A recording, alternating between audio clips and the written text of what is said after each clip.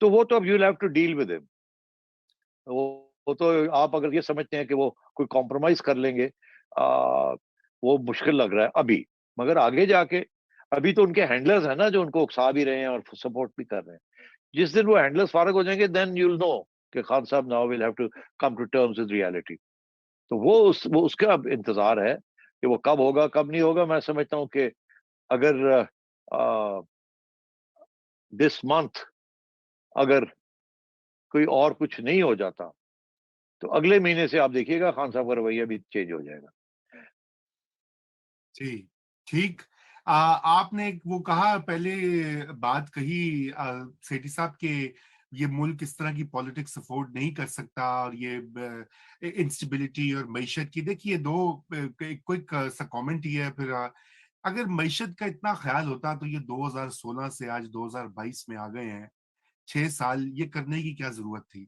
मेरा ये हाइपोथेसिस है कि मईशत का ख्याल जो है वो, सेठी साहब, भी एक रिटोरिकल स्टेटमेंट होती है हर एक के लिए, सियासतदानों के लिए भी, इस्टेब्लिशमेंट के लिए। हकीकत ये है कि पाकिस्तान की एलिट्स को कोई ख्याल नहीं है, उनका काम चलता रहे तो बंदोबस्त ठीक है। नहीं तो वो ये ड्रामे ही ना करे। अभी जो इमरान खान जो कर रहे हैं, और जो कुछ हो रहा है इस वक्त, और जो अगर आप हैंडलर्स भी करवा रहे हैं, तो उनको नहीं पता इसका क्या नुकसान होगा। Of course they know, everybody knows. तो इसी से लिंक जो क्वेश्चन है वो ये है कि आपने ये कहा कि इस तरह ये मुल्क अफोर्ड नहीं कर सकता, लेकिन जो इशू है इस वक्त वो ये है कि अब writing on the wall clear है। इलेक्शन अभी हो, 6 महीने बाद हो, 10 महीने बाद हो, इमरान खान साहब is going to get a sizeable majority, और एटलीस्ट सिंगल लार्जेस्ट पार्टी वाला उनका काम हो सकता है। तमाम, आप नहीं मानते इसको? नो।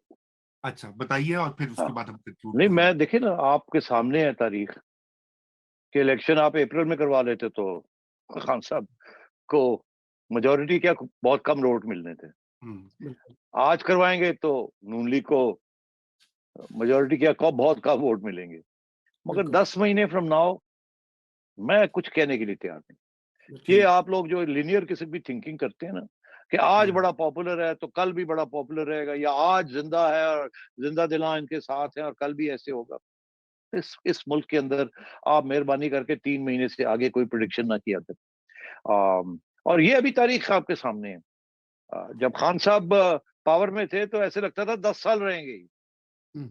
एक चीफ को एक्सटेंशन दी और दूसरा चीफ तैयारी में बैठा था, और सारे यही कह रहे थे कि ये 10 साल रहेंगे। और सवाल ही पैदा नहीं होता था कि वोट ऑफ कॉन्फिडेंस जो है, वो नो कॉन्फिडेंस, वो कामयाब हो जाए। ऑपोजिशन की इतनी बुरी हालत थी। बस जैसे ही वो सुतून हटा, और कौन कह सकता था सुतून हटेगा, और किस वजह से वो सुतून हटा, छोटी छोटी बातों के ऊपर खान साहब जिद में आ गए और नई बातें मानी। तो इस मुल्क में तो बहुत कुछ होता है, क्योंकि नॉन इंस्टीट्यूशनल तरीके हैं ना, सारे जाती तरीके हैं यहाँ। हर चीज हाँ, जो है वो रूल्स ऑफ द जाती है, game. Personality. Rules of the game establish ही नहीं है। सही। तो अब सही। आप आज ये जरूर कह सकते हैं आज इलेक्शन हो तो खान साहब विल स्वीप। 10 महीने में इलेक्शन होगी, विल खान साहब sweep? No. I mean he may, but I don't think it's a given situation. मैं अगर सेठी प्राइम साहब। मिनिस्टर होता मैं प्राइम मिनिस्टर होता तो पहली बात तो यह है कि ऑब्वियसली मेरी तो यही उस वक्त एडवाइस थी, जो कि मैंने पब्लिक मीडिया पे की थी, कि आप हुकूमत मत लें, इलेक्शन करवाएं फौरन। हम्म। मगर इन्होंने बात नहीं मानी, ये झूले लेना चाह रहे थे, इन्होंने झूले लिए, अब भुगते। अच्छा, अब बात यह है कि अब ये भुगते, मगर अब ये है कि इनको भुगतने देना पूरे 8-9 महीने, ताकि इन्होंने जो हार्डशिप मेजर्स लिए हैं, इनका ये कहना कि हमने मुल्क और कौम और नेशनल इंटरेस्ट में लिए, which is probably true. Because ये जो मुश्किल फैसले हैं, ये कौन लेना चाहता है, कौन सियासतदान ये लेना चाहता है? इसमें एलिट्स को क्या मिलता है? इसमें तो बचाव की बात है, सारे उड़ने वाले। तो बिल्कुल। और उसमें सबका हाथ है इसको यहाँ तक लाने लाने में, इस मीशत को इस नाजुक मोड़ पे एस्टेब्लिशमेंट का भी हाथ है और रूलिंग पार्टीज का भी हाथ है। मगर बात यह है कि अब आगे क्या होना है? आगे you need the money to revive the economy. And अगर डिस्टेबलाइजेशन इस तरीके से कंटिन्यू की तो पैसे नहीं आएंगे सबसे। और मैं समझता हूँ ये this is the dilemma for the establishment. एक तरफ वो स्टेबिलिटी और सर्टेनिटी चाहते हैं, और वो चाहते हैं कि ये गवर्नमेंट चले। दूसरी तरफ लोगों के अपने एम्बिशंस है वहां, जो कि पुल कर रहे हैं, और खान साहब बाहर बैठ के, इनके अपने एम्बिशंस है। इनका कोई तल्लुक नहीं है विद द नेशनल इंटरेस्ट, इनका सारे का सही। सारा तल्लुक है with their own personal interest. तो इसलिए ये दिस इज द सिचुएशन। मैं ये समझता हूँ ये महीना अगर गुजर गया without any regime change, and then I think Khan साहब will have to readjust, and I think this government will also be ready for a compromise के चले थोड़ी सी इलेक्शन डेट आगे कर लेते हैं, ठीक। ताकि देखिए गिव एंड टेक तो करनी पड़ेगी, इलेक्शन तो करवाने पड़ेंगे और फिर फ्री एंड फेयर इलेक्शन होने पड़ेंगे। उसके बिल्कुल। बाद अगर खान साहब उसके बावजूद कि फ्री एंड फेयर इलेक्शन हो और जल्दी भी हो जाए, खान साहब आ जाते हैं तो सो बी इट। मगर मैं ये समझता हूँ कि ये जो है ना कि जी सारी ऑपोजिशन को वाइप आउट कर देना और वन पार्टी रूल, ये इस मुल्क में चलेगा नहीं। आप घूम फिर के वन यूनिट की तरफ आ रहे हैं, जिसकी वजह से 71। बांग्लादेश बन गया और उसके बाद अब तो इम्पॉसिबल है। अब तो प्रोविंशियल पावर इतनी हो चुकी है अंडर द कॉन्स्टिट्यूशन कि आप मतलब है कि इमेजिन नहीं कर सकते कि किस किस्म की टेंडेंसीज हैं यहाँ, फाटा के अंदर, केपी के अंदर, पंजाब के अंदर एंड सो ऑन। तो और कराची, और फिर great power rivalry, great power politics in the region. तो इसलिए आई थिंक ठीक। Let's just keep our fingers crossed कि कोई आर्मी इंटरवेंशन ना हो। बाय दैट आई मीन कि आर्मी रेजिम चेंज फिर न करवाने शुरू हो जाए खान साहब के प्रेशर के अंदर।